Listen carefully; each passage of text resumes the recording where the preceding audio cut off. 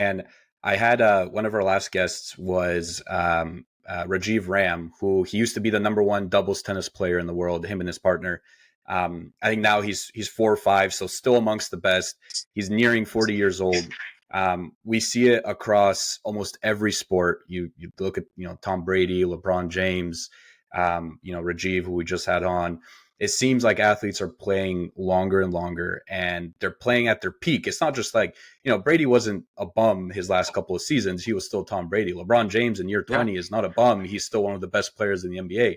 Rajiv Ram is not a bum. He's still top 5 in the world at his craft. So can you give myself and the audience an appreciation for how far sports medicine has come that's been able to essentially enable this longevity, this golden era of longevity that we're currently seeing?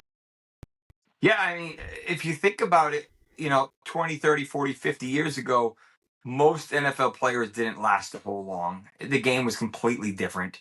Lot of narcotics, a lot of turn the other shoulder. They didn't even pay attention to concussions. Most of the guys probably didn't even live until their 50s or 60s, unfortunately, just because it was so harsh. Now you have what? Obviously, the rules kind of tailored to saving and preserving quarterbacks, I guess rightfully so.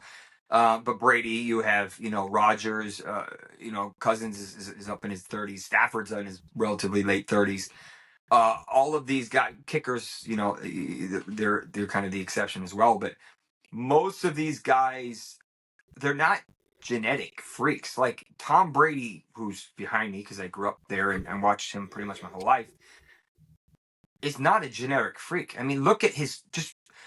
If you think he's a genetic freak, watch his combine rushing and throwing. It is the craziest and saddest thing you will ever see.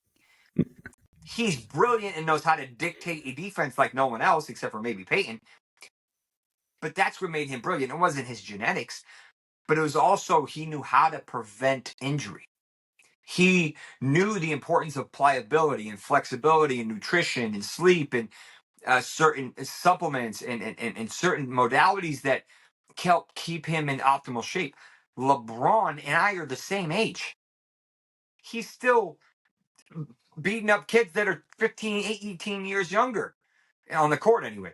Like, and it's crazy that he can continue to defy odds for several reasons. Those guys play 50, 60, 70 games a year. Like, that's a lot of volume. It's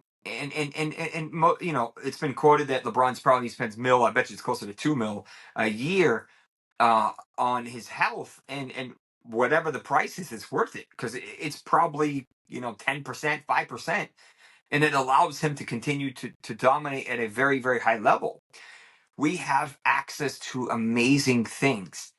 You have to know and trust and be willing to go out of your way and to spend a lot of time rehabbing. When I see pros that I see, probably a couple a week, depending on the time of the year, that we're about to get into busy season for NFL because they're all about to come back, and usually February, March.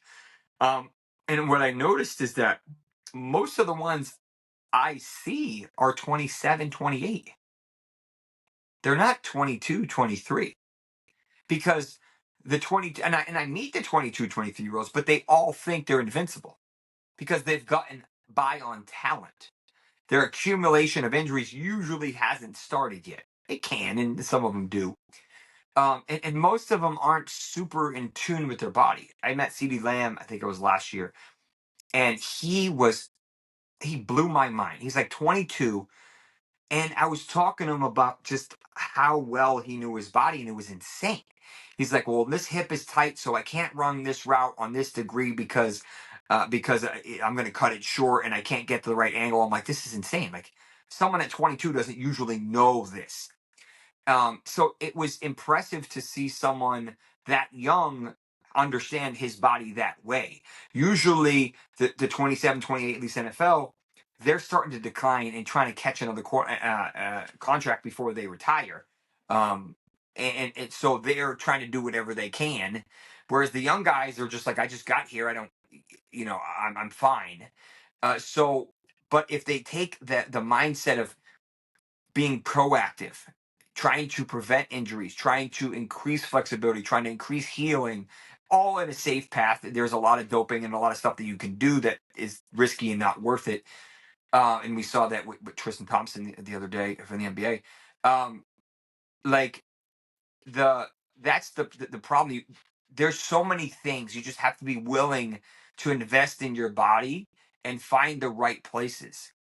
I get most of my referrals for NFL guys or any professional athletes from the physical therapists that I work with, because they're the ones who confide. The players confide in them the most, and the PTs confide in me.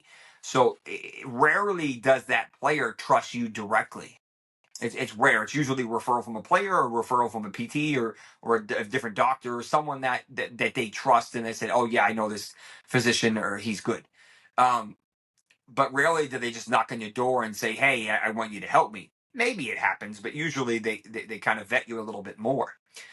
Uh, but when you see how crazy you can do, like I just developed a couple things. One, a basically a complete uh, sports medicine exam, physical, whatever, where I'm doing ultrasounds of most of the body. I'm doing MRIs of most of the body, really good MRIs. You can do genetic testing. You can do, you know, heavy metal testing, which is underrated, and we can talk about that if you want. Um, we can, you know, there's different types of gene testing that can give you an idea of how risky you are. There's certain safe supplements that are going to optimize your performance. There's certain medications and supplements that you can take that give you a competitive advantage. Something like hyperbaric chamber or red light therapy, or PEMF, or any of these modalities that are safe, that have data to support it, that you just have to do it. You just have to be willing to fit that into your schedule. And the guys that do it, or girls, whatever, end up being the ones that do end up doing well, and more often than not have the successful longer careers where they can kind of control their career as opposed to hanging it up because they couldn't stay healthy.